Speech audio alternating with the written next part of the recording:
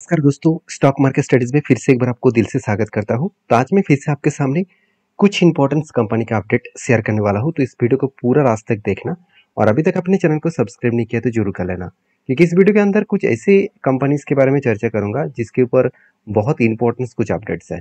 सबसे पहले मैं बात करूंगा एंजल वन के बारे में, क्योंकि मैं पिछले दिनों में संडे के दिन आपको मैं एंजल वन के ऊपर एक डिटेल्स वीडियो बना के शेयर किया था। और तब मैंने आपको बताया था कि मैंने खुद इस कंपनी के ऊपर एज ए ट्रेडिंग पर्पस में एक एंट्री लिया हूँ और मुझे लगता है 100% गेन अपकमिंग टाइम्स में आने का चांसेस है। देखिए 100% जब भी मैं आपको गेन बता रहा हूँ इसका मतलब ये नहीं कि 100% ही आएगा। तो देखिए हमेशा प्रेडिक्शन करके मैं काम करता हूँ, उसके ऊपर बहुत बार मतलब ये नहीं कि हमेशा मुझे प्रॉफिट होता है, कभी कभी लॉसेस भी झेलना पड़ता है, जिसका एग्जाम्पल मैं अभी आपको दिखाऊंगा। तो सबसे पहले देखिए एंजल वन के ऊपर जो क्वार्टरली रिजल्ट आया उसको देखकर मैंने एक्चुअली काम किया। आप खुद ही देख लीजिए कि कंटिन्यूसली सेलिंग का जो परफॉर्मेंस है बहुत शानदार देखने को मिला। 1400 करोड़ तक सेलिंग्स देखने को मिला। एक्सपेंस को मिटाने के बाद कंपनी का नेट प्रॉफिट करीबन 121 से लेकर 293 करोड़ तक कंपनी का प्रॉफिट हुआ। हाँ, छोटा मोटा कंपनी का प्रॉफिट डाउन हुआ, उसके पीछे एक रीजन भी है। वो रीजन है कंपनी ने क्या किया, जो सेल्स किया था सेल्स के बाद कंपनी के जो एक्सपेंस है वो कुछ ज़्यादा कर बैठे, और ज़्यादा कर बैठे के कारण ही कंपनी के ऊपर प्रॉफिट डाउन हो गया। तो क्वेश्चन यहाँ पे है कि सर एक्चुअली कंपनी के ऊपर सेल्स मतलब एक्चुअली एक्सपेंस ज़्यादा क्यों हो गया। आपको ध्यान से एक चीज़ को देखना, ध्यान से इस चीज़ को देखना पड़ेगा। अगर आप प्रीवियस डेटा को देखेंगे तो देखिए जून के जो डेटा है, आप ध्यान से देखना, जून का डेटा हर बार जून के जो एक्सपेंस है वो लगातार बढ़ते चले जाते हैं। क्यों? क्योंकि एक्सपेंस के पैरामीटर्स को अगर चेकआउट करेंगे तो जून का जो डेटा है उसमें आपको एक्सपेंस में सबसे ज़्यादा कॉस्ट किस में दिखेगा, एम्प्लॉय कॉस्ट। जो पिछले सालों में कम था इस बार फटाक से ज़्यादा हो गया। अभी देखिए 9% था, 15% हो गया।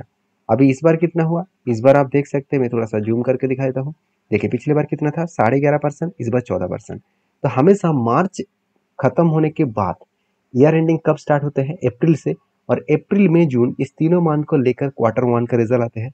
तो इस क्वार्टर वन के रिजल्ट के टाइम में ही हर जो एम्प्लॉइज है उसका सैलरीज इंक्रीज करना पड़ता है। तो सैलरी इंक्रीज करने के कारण कंपनी के एक्सपेंस तो बढ़ेगा ही। तो जो लोग सोच रहे हैं कि कंपनी का सेल्स अच्छा हुआ, एक्सपेंस ज़्यादा हो गया, तो अभी कंपनी क्या खतरे में है, बिल्कुल नहीं। कंपनी ठीक ठाक ही चल रहा है। नेक्स्ट क्वार्टर में आप खुद ही देख लेना, कंपनी का सेल्स प्रॉफिट सब कुछ अच्छा होगा। तो ये सारी चीज़ आपको डीपली आपको चेकआउट करना पड़ेगा। देखिए मार्केट में होता क्या है, हम लोग से दूसरे के बात सुनकर काम कर लेते हैं। अगर उसके बात सुनकर अगर मुझे प्रॉफिट हुआ तो अच्छा एनालिसिस है, अगर उसमें लॉस हुआ तो बेकार एनालिसिस है। अब मेरे कहने का मतलब है आप थोड़ा सा, आपको भी तो मेहनत करना होगा। प्रॉफिट लॉस लेकर ही आपको काम करना होगा। आपका प्रॉफिट परसेंटेज ज़्यादा होना चाहिए, लॉसेस का परसेंटेज कम होना चाहिए। ऐसे नहीं कि बिजनेस में हमेशा ही प्रॉफिट होगा। ऐसे आज तक कोई बिजनेस पैदा भी नहीं हुआ। कभी ना कभी लॉसेस झेलना पड़ा, कभी ना कभी लॉसेस ना होने के, चलो मैं मान लेता लॉसेस नहीं हुआ, प्रॉफिट तो डाउन हुआ ना, ग्रोथ तो कम हुआ ना। तो उस बेसिस में आपको समझना पड़ेगा। तो मैंने इस कंपनी के ऊपर डिसीजन इसी बेसिस में लिया कि कंपनी का ग्रोथ बहुत शानदार हो रहा है। दूसरी बात, कंपनी के ऊपर जो एक चीज़ को मैं और भी मुझे अच्छा लगा वो है कंपनी का, आप देख सकते हैं कैश फ्लो, मतलब कैश इक्विपमेंट। हाथ में कैश पिछली बार 5,400 करोड़ था, इस बार कंपनी के हाथ में 9,800 करोड़ हो चुके हैं। तो जो लोग यहाँ पे ये सोच रहे हैं कि कंपनी के पास कर्जा बढ़ गया, 700 करोड़ से 800 करोड़ से 2,500 हो गया, क्या कंपनी मिटा पाएंगे? इजीली मिटा पाएंगे, क्योंकि हाथ में तो ऑलरेडी तो 10,000 करोड़ के आसपास पैसा है। तो ये सारे कारण की वजह से मैं पॉजिटिव हूँ। हाँ, आप ये कह सकते हैं कि लगातार कंपनी के ऊपर गिरावट का क्यों माहौल देखने को मिला है, क्योंकि मैं पहले ही बता चुका हूँ कि बजट में जो अनाउंसमेंट किया गया उस अनाउंसमेंट के कारण सिर्फ यही कंपनी नहीं है, सारे स्टॉक ब्रोकिंग कंपनी का हालत खराब है। क्योंकि सेबी ने रिस्ट्रिक्शन लगा दिया, जो ब्रोकरेज चार्जेस एक्स्ट्रा मिलता था वो तो बंद हो जाएगा। उसके साथ साथ ब्रोकरेज का जो डिस्काउंट ब्रोकरेज कंपनी से है उसको झटका लगा।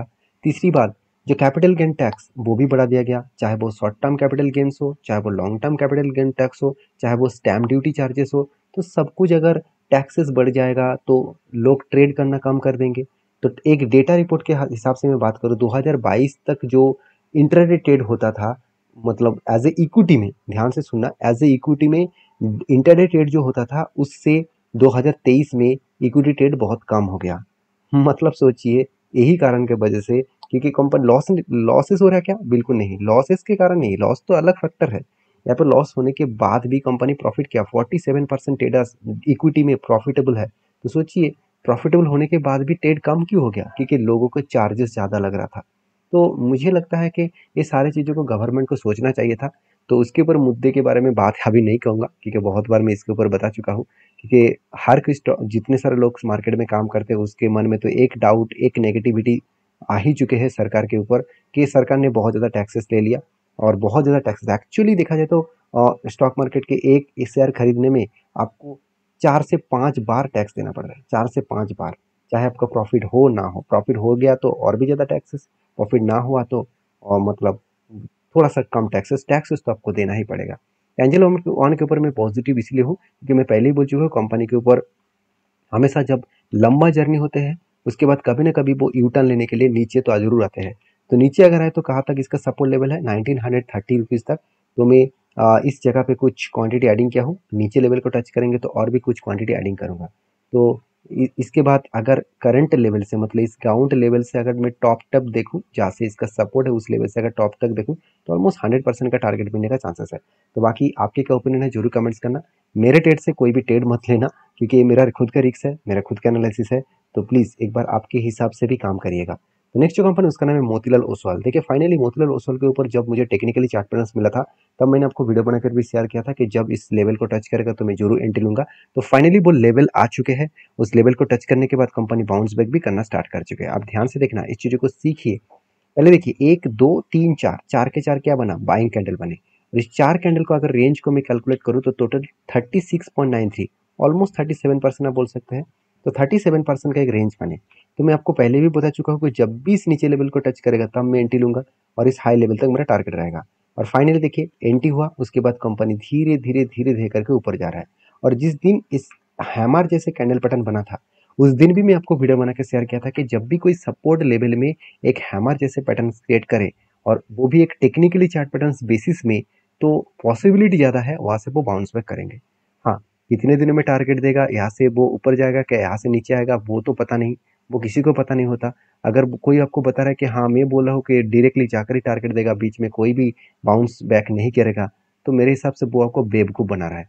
तो आप बेवकूफ़ मत बनिए, सीख कर काम करिए, क्योंकि आप सीखेंगे नहीं तो काम करेंगे कैसे। और दूसरे के बात सुनकर काम मत कभी भी मत करना, मेरे बात सुनकर भी कभी काम मत करना। इस स्ट्रैटेजीज को बैक टेस्टिंग करके एटलीस्ट 10 साल तक बैक टेस्टिंग करके देखिए, उसके बाद आपको खुद पता चलेगा कि स्ट्रैटेजीज में कितना दाम है। क्योंकि मैं इस फील्ड में 8 साल काम कर रहा हूँ। हाँ, स्ट्रैटेजीज के ऊपर मैंने 8 साल काम नहीं किया, क्योंकि टोटल मार्केट के ऊपर 8 साल काम कर रहा हूँ। तो मुझे इतने सालों में ये तो पता चल गया कि हाँ मुझे करना क्या है और मुझे किसको अवॉइड करना है, मतलब कौन सा चीज़ों को अवॉइड करना है। तो आप भी उसी स्ट्रैटेजीज को, उस रूल्स को फॉलो करके चलिए। और हाँ, मैंने क्यों ट्रेड लिया इस कंपनी के ऊपर वो बता दूँ। कंपनी के ऊपर मुझे फाइनेंशियल डिटेल्स बहुत शानदार लगा, क्योंकि पिछले सालों की तुलना से इस बार हाईएस्ट सेल्स देखने को मिला। इसका भी सेम टू सेम हालत है। अगर मैं एक्सपेंस के बारे में बात करूँ तो आप हमेशा इस कंपनी के ऊपर भी देखिए, एक्सपेंस के बारे में बात करूँ तो ज़्यादा आपको देखने को मिलेगा जून क्वार्टर में, क्योंकि एक एम्प्लॉय कॉस्ट तो बढ़ ही जाते हैं, क्योंकि कंपनीज के बेसिस में एम्प्लॉय को सैलरीज हाइक करना पड़ता है परसेंटेज वाइज। तो जहाँ पे इनकम हो और ना हो वो अलग बात है, मगर एम्प्लॉय का अगर कॉस्ट, अगर एम्प्लॉय का जो सैलरीज है अगर वो नहीं बढ़ा दिया तो एम्प्लॉय छोड़ के चला जाएगा कंपनी से। तो जहाँ पे आपका मैनेजमेंट का जो टीम इतने दिन से तैयार था वो ब्रेकआउट हो जाएगा। उसके बाद आपकी कंपनी के ऊपर झटका लग सकते हैं। ये सारे पॉइंट्स को सामने रखते हुए कंपनी अच्छा खासा परफॉर्मेंस किया और इस बार कंपनी हाईएस्ट प्रॉफिट जनरेट किया। जो 221 करोड़ था 4 साल पहले, उसके बाद एकदम घट के 32 करोड़ हो गया था। उसके बाद फिर से रिकवरी किया 528 करोड़ और आज हाईएस्ट प्रॉफिट है 884 करोड़। तो मैं इस कंपनी के ऊपर बुलिश हूँ। आपकी क्या राय है जरूर कमेंट्स करके बताना, क्योंकि सिर्फ मैं बुलिश नहीं हूँ, इंस्टीट्यूशन भी बुलिश है, क्योंकि म्यूचुअल फंड भी होल्डिंग रखे हैं और एफएस के पास भी होल्डिंग्स है। नेक्स्ट जो कंपनी उसके बारे में चर्चा करूँ उसका नाम है 5paisacapital.com। देखिए इस कंपनी के ऊपर ऑब्वियसली मेरे पास लॉसेस चल रहा है। देखिए मैं पहले ही बोल चुका हूँ, हमेशा हर कंपनी के ऊपर मेरा प्रॉफिट होगा ऐसे होगा नहीं। हाँ, लॉसेस चल रहा है, मैंने एग्जिट नहीं किया, मैं एग्जिट करूंगा भी नहीं। क्यों मैं एग्जिट करूं? क्योंकि जिस कंपनी की इतने शानदार परफॉर्मेंस हो रहा है, सेल्स इस बार भी पॉजिटिवली एक ग्रोथ किया, एक्सपेंस को कई हद तक कम किए और उसके बाद नेट प्रॉफिट इस बार भी आज तक की सबसे हाईएस्ट नेट प्रॉफिट जनरेट किया। तो क्या मैं उस कंपनी से एग्जिट कर लूँ? बिल्कुल नहीं, क्योंकि इतनी शानदार कंपनी परफॉर्मेंस करने के बाद उस कंपनी के ऊपर तो एक ट्रस्ट बिल तो होना ही चाहिए। क्योंकि देखिए सेल्स कम हो सकता है, सेल्स कम होने के पीछे रीजन तो मैं बता चुका हूँ, क्योंकि बहुत सारे रूल्स रेगुलेशन चेंज किया गया जहाँ पे ब्रोकिंग इंडस्ट्रीज के ऊपर एक बहुत बड़ा झटका लगा, जिसके चलते सेल्स डाउन हो गया। क्योंकि ब्रोकरेज ही उसका मेन मतलब खुराक है। अगर ब्रोकरेज ही कम हो जाए तो कंपनी कहाँ से सस्टेन करेंगी। तो ब्रोकरेज इंडस्ट्रीज में ब्रोकरेज कम कर दिया, लेवरेज कम कर दिया, लोन देने का जो मार्जिन कैपेसिटी था उसको कम बंद कर दिया। तो सारे कारण की वजह से ब्रोकरेज इंडस्ट्रीज थोड़ा सा खतरे में है। तो थोड़ा सा खतरे में है इसका मतलब ये नहीं कि कंपनी खत्म हो जाएगा, बर्बाद हो जाएगा। क्योंकि इंडिया में जितना ब्रोकिंग कंपनी है उससे 5 गुना ज़्यादा स्टॉक ब्रोकिंग कंपनी अमेरिका में है। तो क्या वो कंपनी खतरे में है? क्या वो कंट्रीज के ब्रोकरेज कंपनी खतरे में है? बिल्कुल नहीं। तो आपको चीज़ों को समझना पड़ेगा। आप काम करने के लिए जाएंगे तो कोई ना कोई ब्रोकर तो आपको चाहिए। आप विदाउट ब्रोकर में तो आप काम कर नहीं पाएंगे, क्योंकि आप गाड़ी चलाना चाहते हैं तो उसमें आपको फ्यूल का तो ज़रूरत होगा ही। आप कहेंगे मेरा तो ईवीज़ है, तो आपके उसके लिए तो आपको चार्जिंग का ज़रूरत होगा ही, बैटरीज़ का तो ज़रूरत होगा ही ना। तो विदाउट मतलब चार्जिंग से, विदाउट फ्यूल से आप गाड़ी नहीं चला सकते। तो उस विदाउट ब्रोकर से आप ट्रेड नहीं कर सकते। तो मैं 5 पैसा कैपिटल्स के ऊपर एक ही बात कहूँगा कि देखिए, जब मैंने इस जगह पे कुछ ट्रेड लिया था, वहाँ से अगर मैं देखूँ, एक्चुअली मेरा इस जगह पे एंट्री है, तो उसके बाद अगर देखूँ तो ऑलमोस्ट मेरा 15% का लॉसेस चला था। अभी फिर से रिकवरी होकर 10% आ चुके हैं। देखिए ये नेचुरल है, ये हमेशा इस तरीके से चलता रहेंगे। ऐसे नहीं कि हमेशा आपको एंट्री होने के बाद ही, देखिए एंट्री होने के बाद ही एक्चुअली रॉकेट बना था। रॉकेट बनने के बाद हुआ क्या, टारगेट होने से पहले ही क्रैश हो गया। तो कुछ एलन मस्क के फर्स्ट जो रॉकेट उन्होंने लॉन्च किया था उसी तरीके से है, पहले गया उसके बाद फिर से नीचे आया और ब्लास्ट हो गया। क्या उन्होंने हाल छोड़ दिया? तो आपको भी हाल नहीं छोड़ना है, आपको चीज़ों को समझ कर काम करना है। तो नेक्स्ट जो कंपनी है उसके बारे में बात करूँ, उसका नाम है real eco energy limited. Real eco energy limited, basically इस कंपनी के बारे में चर्चा करूँ तो कंपनी इसके ऊपर गुड अपडेट यही है। कंपनी 5:1 रेशियो का यहाँ पे स्प्लिट देने वाला है। तो जो लोग स्प्लिट पाना चाहते हैं तो इस कंपनी के ऊपर डीपली रिसर्च करें, उसके बाद काम करें। तो मिलते हैं नेक्स्ट वीडियो में, तब तक के लिए धन्यवाद।